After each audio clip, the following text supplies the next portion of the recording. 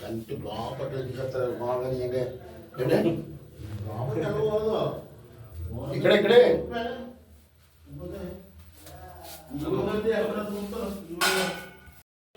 కొంచెం ఎలా తిరగండి. రైట్, అలా తిరగండి. Okay, right. ఓం శ్రీ వెంకటేశాయ నమః. ఓం శ్రీనివాసాయ నమః. ఓం లక్ష్మీపతే నమః. ఓం మనమాయ నమః. నమృతాయ నమః. జగత్యాయ నమః. గోవిందాయ నమః. శాశ్వతాయ నమః. ప్రభాయ నమః. శేషాద్రి నిలయాయ నమః. దేవాయ నమః. కేశవాయ నమః. వసూసాయ నమః. నమృతాయ నమః. మాధవాయ నమః. కృష్ణాయ నమః. శ్రీహరి నమః. జ్ఞానభంజనాయ నమః. శ్రీవక్షిధ్యాయ నమః. గోపాలాయ నమః. పురుషోత్తమాయ నమః. గోపీశ్వరాయ నమః. పరంజ్యోతిషాయ నమః. వైకుంఠపతే నమః. వ్యాయ నమః. సుధాధనే నమః. ఏదవేంద్రాయ నమః. నిత్యహోరూపతే నమః. చతుర్వేదాత్మకాయ నమః. జిష్ణవే నమః. అచ్యుతాయ నమః. పద్మనే ప్రియాయ నమః. ధరాపతే నమః. దురాపతే నమః. నిర్మలాయ నమః. దేవపూజ్యాయ నమః. చతుర్భుజాయ నమః. చక్రధరాయ నమః. త్రివగ్నాయ నమః. త్రిగుణశ్రేయాయ నమః. నిర్వికల్పాయ నమః. నిష్కమనాయ నమః. నిరంతరాయ నమః. నిరంతరాయ నమః. నిరభాజ్ఞాయ నిత్యదుప్తాయ నమః. నిర్ప్రధాయ నమః. నిర్గుణాయ నమః. గదాధరాయ నమః. శాద్గద్వాంతంతకే నమః. శంకధరాయ నమః. అనేకమూర్తి వ్యక్తాయ కళ్యాణ నమః. వరప్రధాయ నమః. అనేకాత్మనేన బంధవే నమః.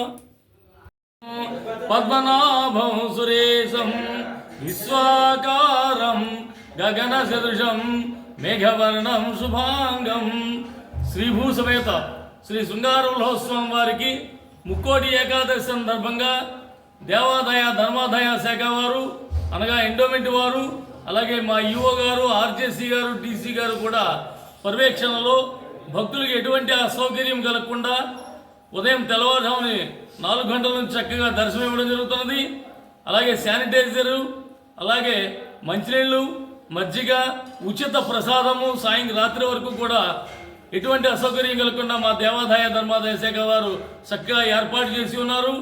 భక్తులు చక్కనటువంటి ఏర్పాట్లలో ఆ చక్కనటువంటి శృంగార వల్లభస్వామి వారి యొక్క శంకుచక్ర గదా పద్మముల వారు చిరునవ్వుతో దర్శనమిచ్చినటువంటి ఆ వైకుంఠ ద్వారం నుంచి స్వామివారి దర్శనం చేసుకుని తీర్థ ప్రసాదములు స్వీకరించి ధరించవలసిగా కోరుతున్నాము. జై శృంగార వల్లభాయ నమః.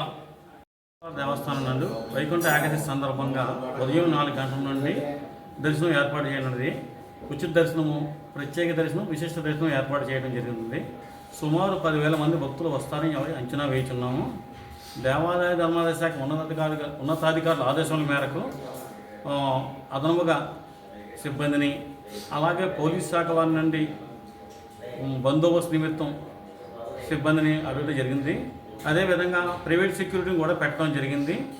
భక్తులకు నిరంతరం ఉదయం నుంచి సాయంత్రం దాకా ఉచిత ప్రసాదం పంపిణీ చేయడానికి ఏర్పాటు చేస్తున్నాం. అదేవిధంగా మంచినీరు కూడా ఏర్పాటు చేయడం జరిగింది. వైకుంఠ ఏకాదశి సందర్భంగా భక్తులకు ఉత్తర ద్వారం ద్వారా దర్శనం ఏర్పాటు చేయడం జరిగిందండి. సుమారు 10,000 మంది వస్తారని అంచనా వేస్తున్నాం. దానికి తగినట్లుగా అర్చక స్వాములు మేము ఏర్పాటు చేయడం జరిగింది. శ్రీనివాస్ అండి, నేను కార్యనిర్వహణాధికారి.